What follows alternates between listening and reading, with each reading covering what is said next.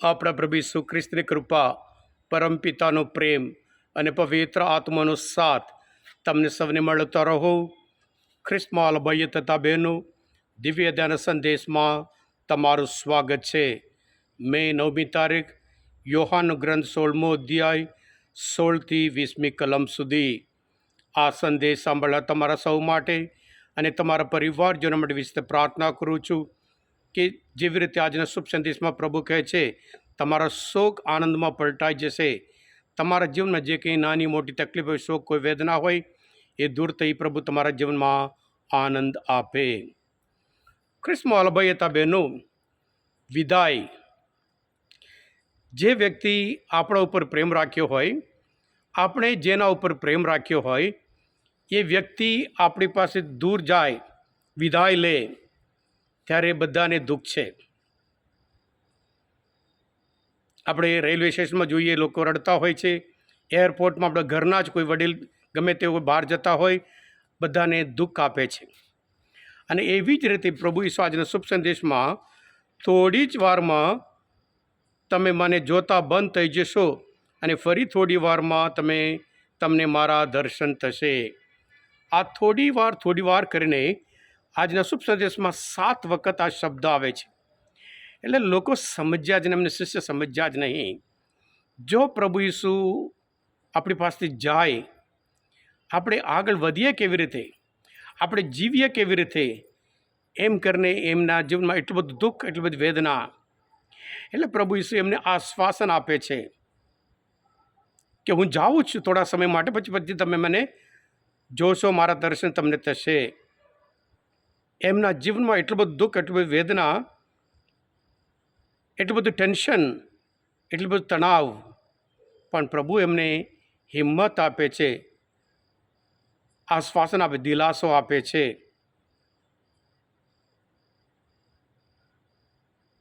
એમના આ પૃથ્વીમય જીવનમાંથી પ્રભુ ઈસુ અહીંથી જાય છે. પ્રભુ તો સ્વર્ગમાં જશે અને ત્યાર પછી પવિત્ર આત્માને મોકલશે. પવિત્ર આત્મા એમના જીવનમાં આનંદ આપશે. આજના શુભ સંદેશમાં 16મો અધ્યાય 20મી કલમમાં તમારો શોક આનંદમાં પલટાઈ જશે.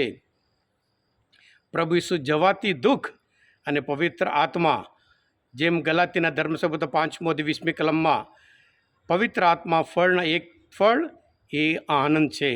એ પવિત્ર આત્મા તમારા જીવનમાં આનંદ લાવશે, એમ કરીને પ્રભુ ઈસુ પૂરી ગેરંટી આપે છે. હા ખ્રિસ્તમાં ભાઈતા બહેનો, જેવી રીતે પ્રસૂતાના જીવનમાં, એવી રીતે આપણા દરેકના જીવનમાં જાતના કારણથી, બીજા લોકોથી હોય કે કદાચ બીમારીના લીધે હોય, અન્ય કારણથી હોય, અમુક થર છોડી દીધા હોય, વિશ્વાસઘાત કર્યું હોય, મિસઅન્ડરસ્ટેન્ડિંગ થયો હોય, જાતના કારણથી આપણે જ્યારે દુઃખી થઈએ, આપણા જીવનમાં આનંદ વેદના અનુભવીએ, પ્રભુ કહે છે તમારો શોક આનંદમાં પલટાઈ જશે. જ્યારે આપણું જીવન પવિત્ર આત્મા માટે ખુલ્લું રાખીએ, પવિત્ર આત્મા આ દુઃખ દૂર કરશે, આપણા દરેકના જીવનમાં આનંદ આપશે. જાતના કારણથી આપણે દુઃખી થતા હોય, પણ પ્રભુ પવિત્ર આત્મા આપણને આનંદ આપશે. કારણ પવિત્ર આત્મા પ્રભુ ઈસુ કોણ છે એ સમજાવશે. પ્રભુ ઈસુના જે સંદેશ છે એ સારી રીતે સમજાવશે. પવિત્ર આત્મા શિષ્યોને પણ જ્ઞાન આપશે. પવિત્ર આત્મા પ્રભુ ઈસુના સંદેશનો અર્થ પણ એમને સમજાવશે. એવી રીતે અલગ રીતે એમના જીવનમાં આનંદ લાવશે પવિત્ર આત્મા, એમ કરીને શાસ્ત્રપાઠ દ્વારા પ્રભુ એમને સમજાવે છે અને આપણને પણ દરેકને સમજાવે છે.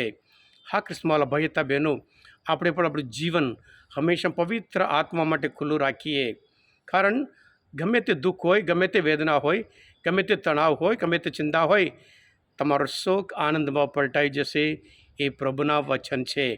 જ્યારે આપણે પણ આપણું જીવન સંપૂર્ણ રીતે પ્રભુ માટે ખુલ્લું રાખીએ, પવિત્ર આત્મા જરૂર આનંદ લાવશે અને આપણે પણ એવી રીતે પ્રભુ ઈસુના સંતાનો તરીકે સાક્ષીમય જીવન જરૂર જીવી શકીએ. હા ખ્રિસ્તમાં ભાઈતા બહેનો, આ મનન ચિંતન, આ શાસ્ત્રપાઠ સમજવા માટે મદદરૂપ થયા હોય, પ્રભુ ઈસુને સારી રીતે ઓળખવા માટે મદદરૂપ થયા હોય, આ દિવ્યદાન સંદેશ તમે પોતે સબસ્ક્રાઈબ કરજો અને બીજા માટે પણ ફોરવર્ડ કરજો, જેથી કરી પવિત્ર આત્મા એમના જીવન પણ જરૂર આનંદ લાવશે. Thank you. God bless you all. પ્રભુ ઈસુ, હું તમારામાં વિશ્વાસ રાખું છું.